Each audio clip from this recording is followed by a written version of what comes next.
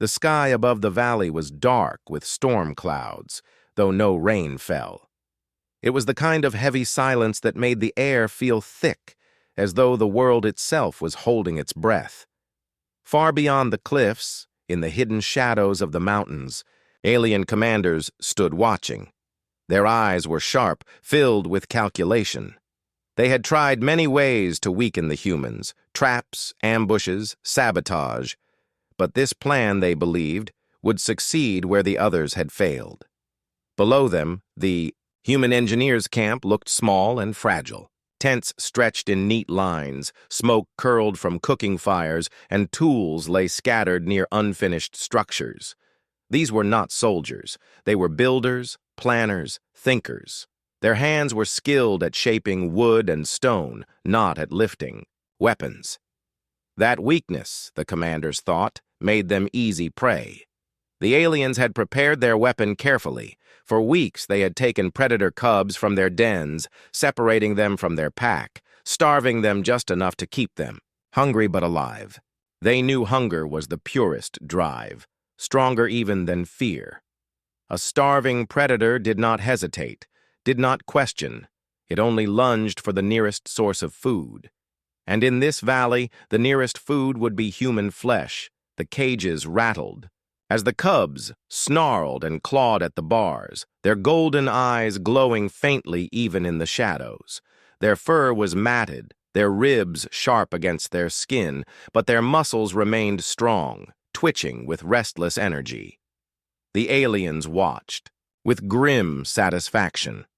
Soon, they thought, the humans would know what it meant to be prey. With a single command, the cages were opened. The cubs spilled out, low to the ground, shoulders rolling as they prowled forward. Their growls carried on the wind, deep and guttural, like thunder rolling through stone. One by one, they slipped down the slope toward the camp, their bodies nearly blending into the tall grass. In the camp, the humans were finishing their evening tasks. Some gathered tools into piles, others checked the fires, and a few sat together in quiet conversation. They did not know what was coming. The first warning came from a young lookout posted at the edge of the camp. He froze as he caught sight of movement, shadows shifting where no shadows should be.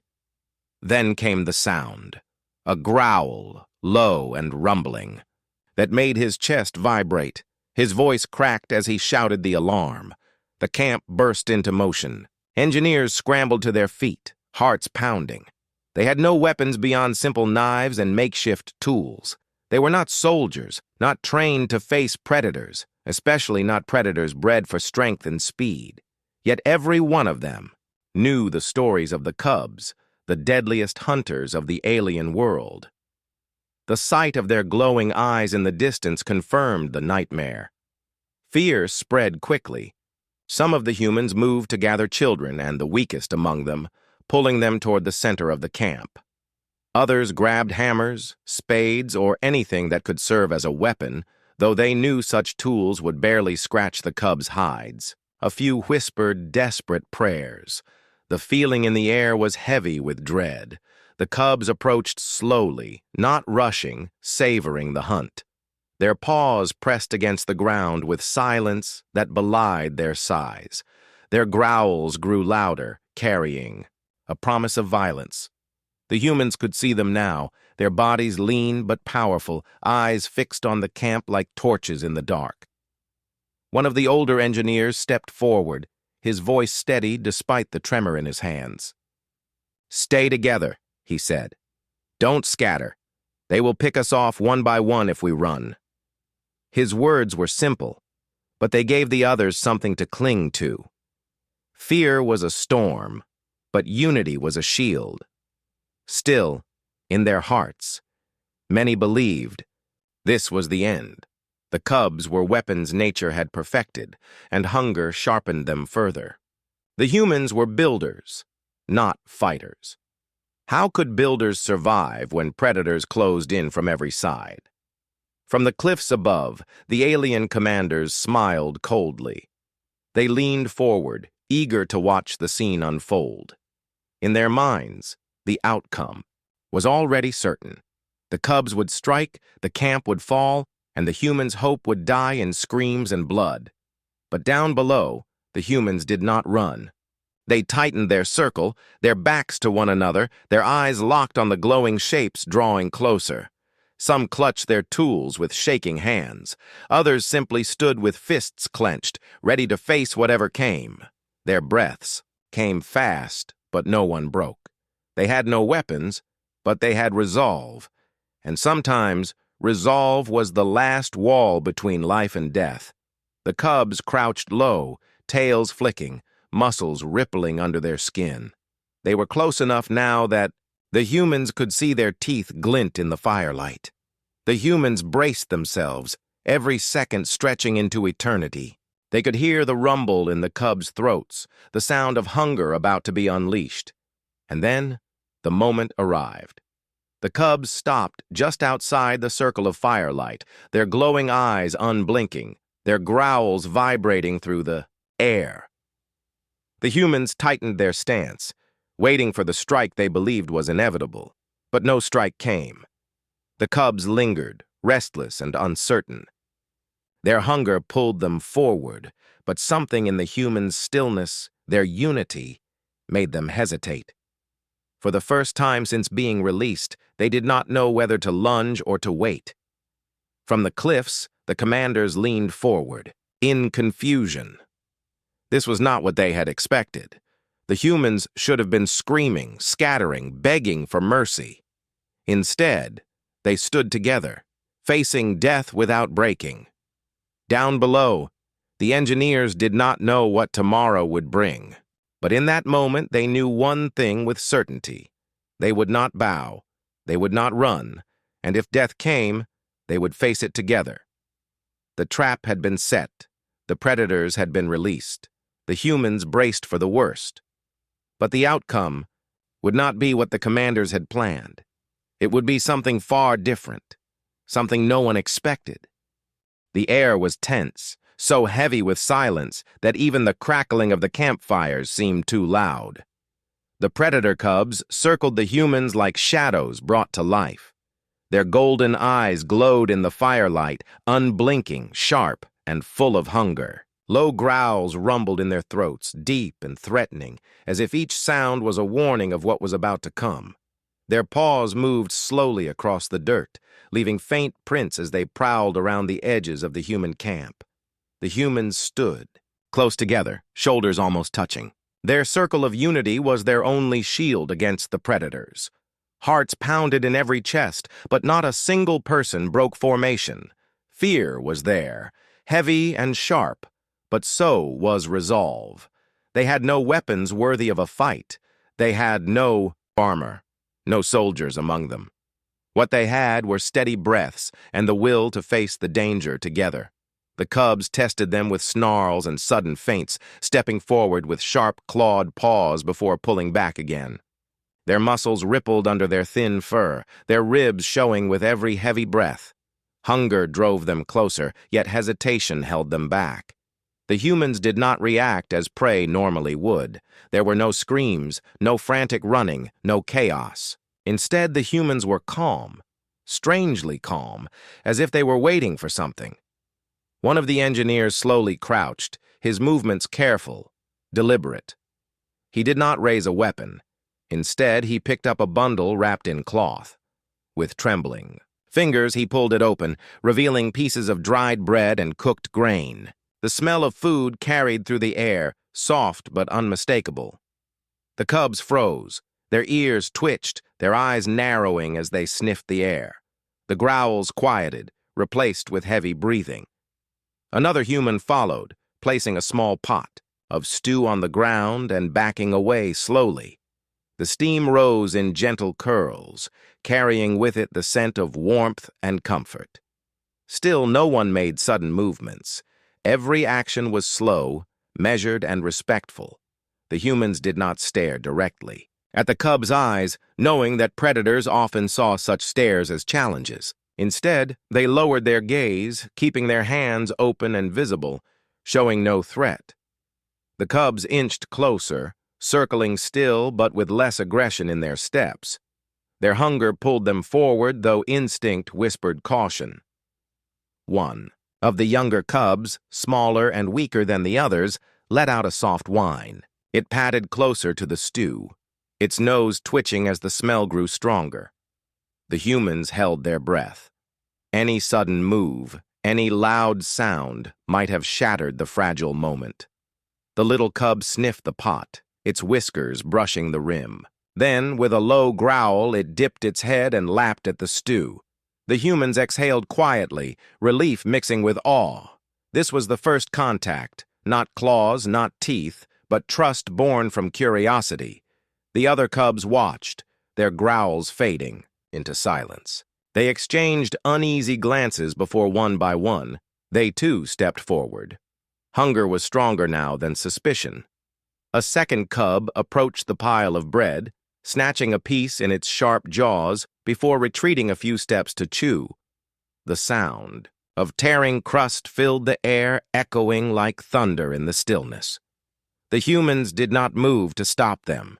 They let the cubs take what they wanted. Some of the engineers slowly added more food to the edge of the firelight, creating a small line of offerings between the humans and the beasts. The cubs followed the trail carefully, lowering their heads, sniffing, growling softly, but never striking. Minutes passed like hours. The humans' arms ached from holding their positions, yet no one dared relax. Their calm, however, was not a mask. It was a choice. They knew that predators sensed fear, and so they showed none. Instead, they offered only patience and quiet strength. One of the older cubs, larger than the rest, approached close enough that the humans could hear its breathing. Its eyes met the humans for the first time. Golden and unblinking, it studied them with a sharp intelligence that seemed far beyond its years. The humans stayed still, their hands open at their sides. The cubs sniffed at the air near one of them, then snorted, backing away without a strike. The humans understood. They had passed the first test. Around the fire, the cubs began to eat in earnest, growls turning into low grunts of satisfaction. The humans watched, amazed, as beasts once meant to be weapons now crouched in their camp, eating from their food stores like unexpected guests. The fear in their hearts did not vanish, but something new grew beside it. Hope. High on the cliffs, the alien commanders watched with confusion. They had expected screams, blood, chaos. They had imagined the camp torn apart, the humans broken and scattered. Instead, the cubs were hesitating, drawn not by hunger alone, but by the humans' strange behavior. The aliens muttered among themselves, unsettled by what they saw. This was not how predators behaved, but the humans were not ordinary prey. They did not fight with claws or teeth. They fought with patience, calm, and the ability to offer something more powerful than fear: compassion. As the night stretched on, the cubs grew bolder, moving closer to the humans' fire. The engineers shifted, carefully, some even sitting down on the ground to appear less threatening. The fire crackled between them, and for the first time, predator and human shared the same light, not as enemies, but as creatures learning to understand each other. The cubs did not strike that night. They could have, but they chose not to. Curiosity had taken root in their hearts, and hunger had been softened by trust. The humans knew it was only the beginning, but it was enough. A bond was forming, delicate and fragile but real. The aliens' trap had not sprung as planned. Instead of tearing the humans apart, the cubs had paused, listening to something deeper than instinct. And the humans, unarmed and vulnerable, had answered not with violence, but with open hands. In that quiet night, under the watchful eyes of stars and enemies alike, the first steps toward an impossible bond were taken. The night of first contact had ended in silence, with no blood spilled and no claws drawn. When the dawn broke over the horizon, the humans awoke to the sight of predator cubs still resting at the edge of their camp. Some were curled into tight balls of fur, their sides rising and falling with steady breaths. Others prowled lazily near the fire pits, their eyes half-lidded, but watchful. Hunger had driven them into the humans' midst, but something else had kept them there. The engineers knew this was not safety. Not yet. The cubs could still change their minds in an instant, but the fact that they had stayed, that they had eaten and then remained close instead of vanishing into the woods, was already a victory. The humans exchanged quiet glances, their expressions carrying both relief and disbelief. That morning, one of the humans carefully placed scraps of food, broken pieces of bread, cooked grain, even dried roots, at the edge of the camp once more. They moved slowly, avoiding any gestures that could be mistaken for aggression. The cubs sniffed the offerings, their noses twitching, and without hesitation began to eat again. Their growls were softer now, almost absent. It was a strange sight. Creatures bred for violence, creatures trained to see humans as prey, were now eating from the hands of those they had been sent to kill. The alien commanders who had unleashed them would never have imagined such a scene. But the humans had made a choice, to answer hunger with kindness, to meet fangs with patience. Days passed in this uneasy balance. Each morning the cubs appeared, circling the camp before edging closer to the fire pits where food was set out for them. And each morning the humans provided even when their own supplies ran low. It was a gamble, one that meant stretching meals thinner, one that meant going to bed with emptier stomachs. But the engineers knew this was their only way forward. If they wanted to survive, they could not be enemies with the predators in their midst. Slowly, the tension began to soften. The cubs no longer prowled with stiff, threatening steps. They approached more directly, their tails low but not tucked, their ears flicking not in alarm but in curiosity. They began to recognize the humans' scent not as prey, but as something steady, something that meant food and safety. The real turning point came when the engineers began working on their shelters. The old canvas tents were falling apart, torn by wind and rain. They needed something stronger, something that could last. So they gathered wood from the surrounding forest, cutting branches and shaping logs. With ropes and ingenuity, they began to build structures, not just shelters, but raised platforms in the trees, safe from ground predators and flooding. The cubs watched. At first, they only stared from a distance, their heads tilted, ears twitching at every sound of hammering and sawing. But as the days stretched on, their interest grew sharper. They crept closer, their golden eyes following the movements of human hands tying knots, lifting beams, fitting wood together with careful precision. One evening, as the humans were struggling to lift a heavy log into place, a cub stepped forward. Its massive paws thudded softly against the dirt as it approached. The engineers froze, unsure whether this was curiosity or an attack. The cub sniffed the log, growled once, then nudged it with its snout. Slowly, awkwardly, it shoved the wood forward, helping to move it into position. The humans stared in disbelief. The cub huffed, as if impatient with their hesitation, then pushed again. Only when the log slid closer to the platform did the humans realize what was happening. The predator was not hunting. It was helping. After that, things began to change quickly. The cubs no longer stayed only at the edges of the camp.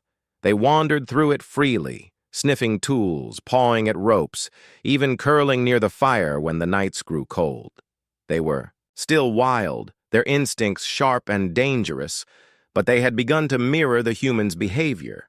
When the engineers worked, the cubs often lingered nearby, watching. Sometimes they carried smaller branches in their jaws, dropping them near. The humans as if offering their own contribution. The bond that formed was not simple, nor was it instant. There were still tense moments, growls when a cub was startled, claws scraping the ground when someone moved too quickly. But each day that passed without violence built a fragile trust. The humans began to speak more freely around them. Voices, soft but steady, as though their words were part of the strange pact being written between them. At night, when the engineers sat in their half-finished shelters, they sometimes caught sight of the cubs lying nearby, their eyes reflecting the firelight like small suns. They were not pets, not tamed creatures. They were still predators, still dangerous. But they were no longer enemies. The aliens who had planned this trap could not see what was happening in the forest. They had imagined chaos, destruction, death. Instead, the humans were teaching the cubs something unexpected. That survival did not have to mean violence. That hunger could be answered with trust. That strength could be turned toward creation, not destruction. One evening, as the first treehouse was nearly complete, the cubs gathered beneath it. They tilted their heads back, watching as the humans tied the last knots and secured the beams. Their growls were low, but not menacing, more like a sound of restless energy, as though they wanted to understand what was being built above them. When the humans climbed up into the shelter, the cubs circled below, their eyes wide, their tails swishing in the dirt. The engineers realized something then. The cubs were not just curious about the food. They were curious about the humans themselves, about the strange structures rising above the ground. They were learning, not just how to live beside humans, but how to think differently, how to see beyond hunger and instinct. It was, by all accounts, a strange choice, for beasts bred to kill to stand beside humans building homes in the trees. But it was also the only choice that made sense. The humans had no weapons, no power, no way to fight. What they had instead was the ability to offer kindness when fear would have been easier. And the cubs, against all odds, had chosen to accept. Then in the stillness of that forest camp, a bond was growing. Unexpected, fragile, but real. The cubs had been sent as executioners, but now they stood as something else entirely. Not yet allies, not yet friends, but no longer enemies. And as the stars stretched across the night sky, the humans worked by firelight, the cubs resting nearby. Together they were beginning to build more than tree houses. They were building a future neither side had ever imagined. At first, the work had been only about survival. The humans had needed shelter, food, and fire to keep themselves alive. The cubs had needed scraps to quiet their empty stomachs. That was all, nothing more. But as the days passed, something unexpected grew out of those simple needs. The camp, once a place of fear, began to echo with the sounds of shared effort, of logs dragging across the dirt, of ropes tightening, of claws and hands working side by side. The engineers rose each morning with the first light, gathering wood and planning out the next section of their shelters. The cubs were always nearby now, no longer lurking on the edges, but pacing through the camp as if they belonged there. They had stopped growling when the humans moved. Instead, their golden eyes followed with sharp attention, watching every knot. Tied, every log lifted, every nail hammered into place. It started small. A cub picked up a branch the humans had dropped and carried it clumsily in its jaws, leaving it near the pile of building supplies. At first, the humans thought it was a coincidence, a playful act. But when the same cub returned with another stick, tail twitching as if proud of itself, they realized it was more than chance. The cub was trying to help. Soon after, others followed. The younger ones dragged smaller pieces of wood, their paws leaving long grooves in the dirt as they struggled with the weight. The larger cubs managed thicker logs, rolling them forward with their shoulders or pushing them with snouts until they reached the humans' working space. It wasn't perfect. Sometimes they dropped branches in the wrong place or knocked over tools with careless paws, but it was unmistakable. The cubs were no longer watching. They were working. The humans adjusted to this new reality with a kind of cautious amazement.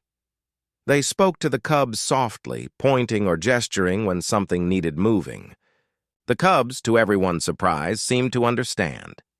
They mimicked the engineer's motions, not with precision, but with intent. When a human dragged a rope across the camp, a cub trotted alongside, tugging on the end with its teeth. When humans carried logs in pairs, a cub sometimes pushed from behind, lending its strength. It was not just labor, it was learning. One afternoon, as the engineers worked on a treehouse platform, a cub sat beneath the half-finished structure, staring upward, its head tilted, ears flicking at every creak of rope and thud of wood. Then, in a burst of restless energy, it padded to a pile of loose branches and began stacking them awkwardly with its paws.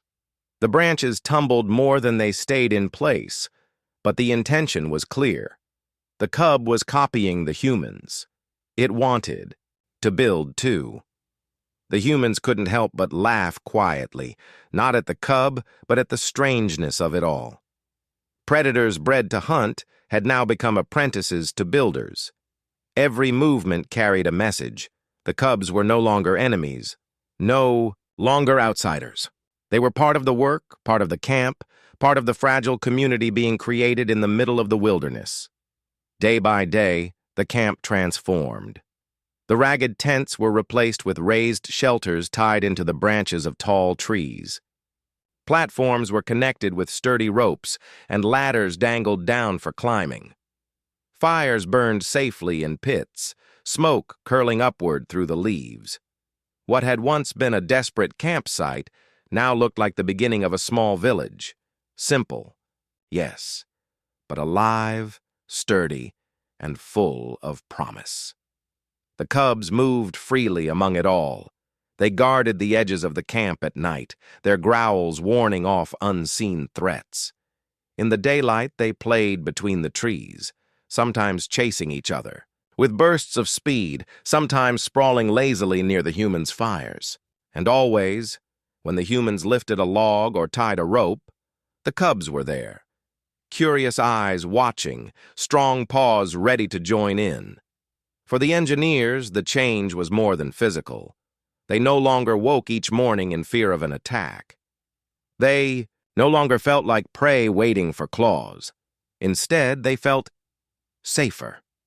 Not because the danger was gone, but because the danger had changed its shape. The very creatures once meant to destroy them had become their protectors, their helpers, even their companions.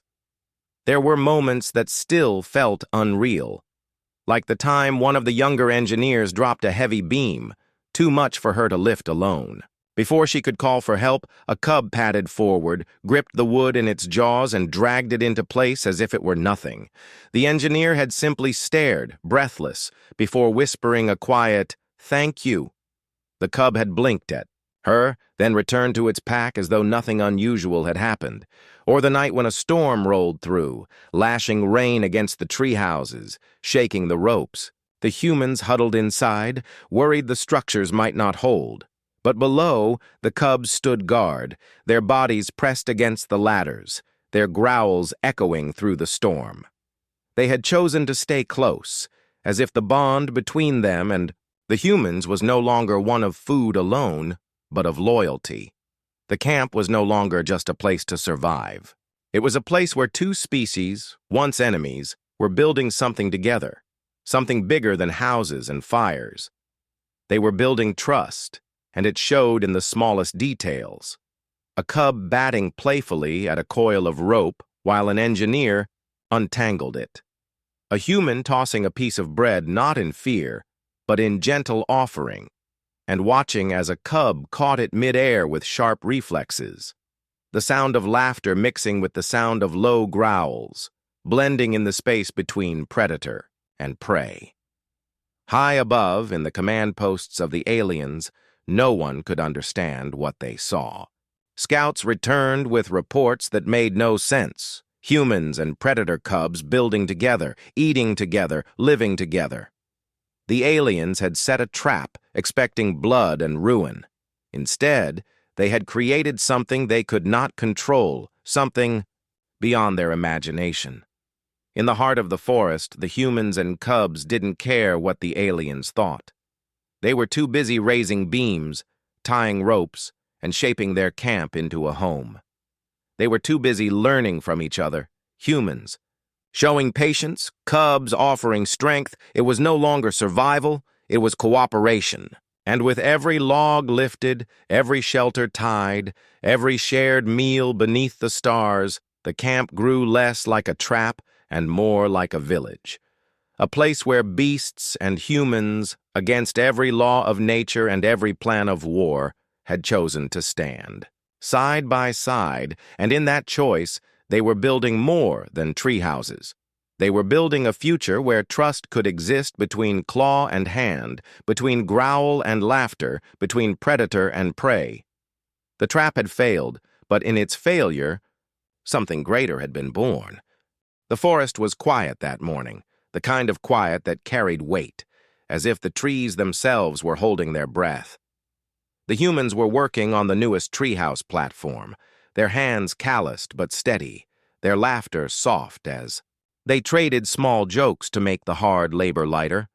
Below them, the predator cubs lounged in the dirt, some curled in the shade, others gnawing lazily on leftover scraps of wood. It was a scene of strange peace, one that would have been unthinkable only weeks earlier. But high above, in the hidden ships of the alien commanders, anger simmered. They had waited long enough. By now, the camp should have been silent, scattered, with bones and torn canvas. By now, the cubs should have completed their purpose, leaving nothing but ruin. Yet every report sent back by scouts spoke of something else, something unbelievable. And so the commanders came themselves. Their ships descended silently, shadows falling across the treetops. The humans noticed first, their eyes lifting from their work, their hands stilling mid-motion. The cubs noticed next, their ears flicking, their low growls spreading like ripples across the camp. The ships landed with a hiss, their dark hulls gleaming like polished stone. From them stepped the commanders, their tall frames moving with calculated confidence. They expected to see fear in human faces, blood still wet on the dirt. Instead, they saw something entirely different. The camp below was alive. Wooden platforms rose into the trees, tied with ropes and supported by beams. Ladders swayed gently in the breeze, connecting structures that looked nothing like desperation, but everything like community. Smoke rose in soft curls from fire pits, carrying the scent of cooking meals, and everywhere, walking, lying, standing, were the predator cubs. Not feral, not snarling, but calm, their golden eyes fixed on the newcomers. The commanders stopped, their expressions tightened. This was wrong. The cubs should have been wild with hunger, their paws red, their teeth sharp with human flesh. Instead, they stood close to the engineers, their bodies angled outward like guardians, as though daring anyone to come closer. One commander barked an order, sharp and cold, expecting the cubs to obey their breeding, to leap, to strike. But the cubs did not move. Their ears flattened, their growls low and steady, but their paws stayed planted in the dirt. They did not see enemies in the humans beside them. They saw something else, something stronger than instinct. The humans did not cower. They stood tall, shoulders squared, their faces calm. They had no weapons in hand, no shields to raise. What they had instead were allies at their sides, cubs who had once been sent as executioners and had now become protectors. One of the older cubs, broader and scarred, stepped forward. It planted itself between the humans and the commanders, lips curling back in a slow snarl that revealed sharp teeth. The sound it made was not the growl of hunger, but the warning of loyalty. Behind it, others mirrored the stance, their bodies lowering, their eyes fixed on the intruders. The commanders faltered. For the first time, they understood. The trap had failed, not because the cubs were weak, but because the humans had been stronger than fear. They had not fought with weapons, but with patience. They had not answered claws with blood, but with open hands and shared food. And the cubs, against all design, had chosen that kindness over instinct. What the aliens had, released as tools of destruction, had become something far more dangerous to them, proof that trust could overturn cruelty, that unity could rewrite the very instincts of survival. The commanders barked orders again, louder this time, but the cubs only pressed closer to the humans. The message was clear. They had chosen their side. The humans did not shout. They did not threaten. Instead, one of them stepped forward, slow and steady, and lifted a hand to rest gently on the shoulder of the nearest cub. The gesture was simple, but it spoke volumes. The cub leaned into it, golden eyes never leaving the commanders. That image, the hand of a human on the shoulder of a predator, both standing firm against their would-be masters, was enough to silence even the most hardened commander. For a long moment, no one moved. The forest seemed to hold its breath again, waiting for what would come next. But nothing came.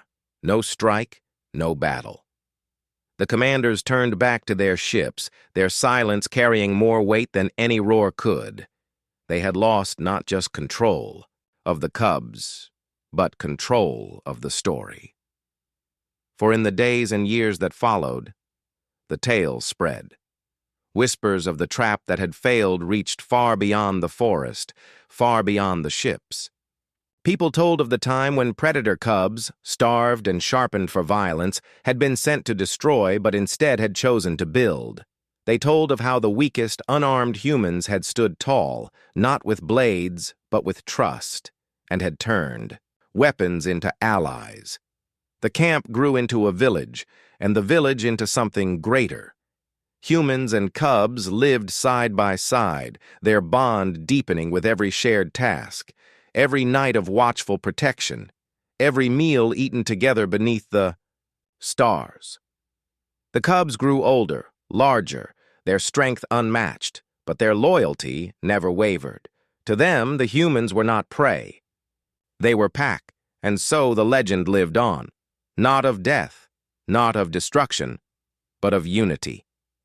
It proved to all who heard it that true strength did not lie in the power to kill, but in the courage to trust. That the sharpest weapon was not the claw or the fang, but the bond between two unlikely allies. The alien commanders had set a trap, but in their failure they had unknowingly given birth to something greater. A story that would be remembered not as a tale of war, but as a testament to what happens when kindness meets instinct, when trust shatters fear, and when enemies choose to stand side by side. The trap had failed, and in its failure a legend was born.